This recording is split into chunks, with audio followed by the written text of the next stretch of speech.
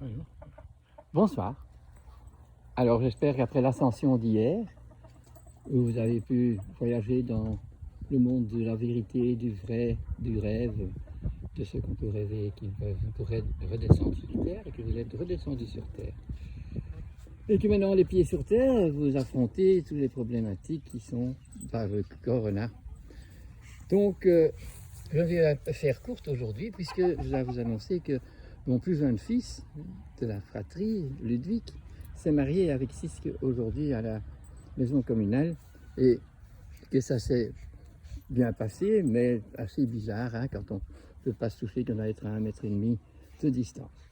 Enfin, dans la pensée, il n'y a pas de distance. On est dans le monde qui recolle tout, qui permet de revenir à guérir les scissions que nous avons faites sur Terre.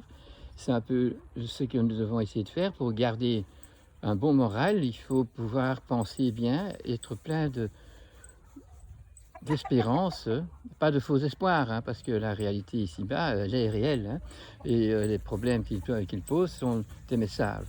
On a vu hier qu'on a une problématique qu'on essaye de résoudre en faisant des vaccins ou des antibiotiques, et que si on est bien logique dans la biologie, nous savons que tout ça n'est pas le bon chemin, parce qu'il y a une raison à tout ce qui se passe.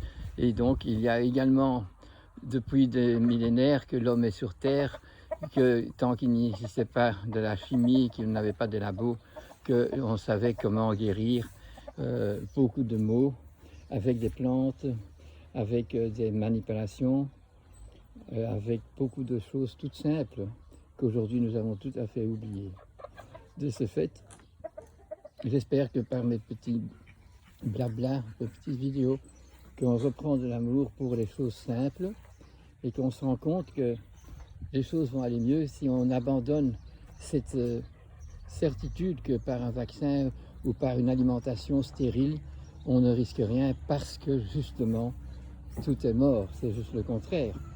Tout doit être vivant, et la peur du microbe est quelque chose qui est très malsain, puisque le microbe, il faut le comprendre, et on doit savoir que sans microbe, on ne sait pas vivre. Donc maintenant, c'est un peu long pour faire un discours de chaque microbe, mais le fait d'avoir peur du microbe nous amène à pouvoir nous faire piquer par des médicaments qui viennent de la pharmacie, qui sont pétrochimiques, et qui sont toujours avec des effets toxiques et des effets secondaires très malsains. Et que si on a quand même guéri avec un antibiotique, eh bien nous n'avons pas tout à fait guéri les toxines de l'antibiotique, mais aussi les toxines des microbes restent dans le corps et vont provoquer des maladies chroniques comme des rhumatismes et bien d'autres choses.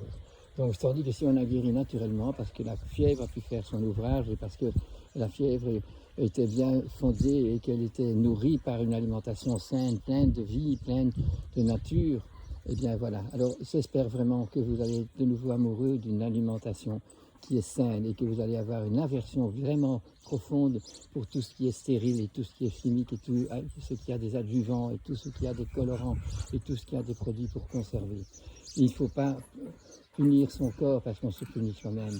Il ne faut pas le trahir, il faut l'élever, il faut l'aimer et donc lui donner de bonnes choses. Et alors on va aussi apprendre que dans toutes choses qu'on mange, on amène des qualités, et si on a certaines maladies, c'est qu'on a peut-être mangé trop yang ou qu'on a mangé trop yin, et qu'avec des simples connaissances du monde, on peut arriver à se guérir ou à guérir ses amis et ses enfants et ses grands-parents. Donc le tout est vraiment nécessaire de se recoller aux lois de la nature, la logique de la vie. La biologie nous apprend tout ça.